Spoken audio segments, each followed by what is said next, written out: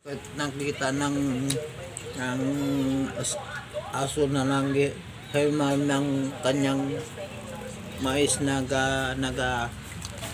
habang kain ng mais. Hinahimay niya, oh. Yan. Oh, ang galing niya. Diba? Saan ka pa? Diba? Meron kang alagang ganyan. Ako lang. Kung anong kinain niya, kung anong kinain ko, nakain din siya.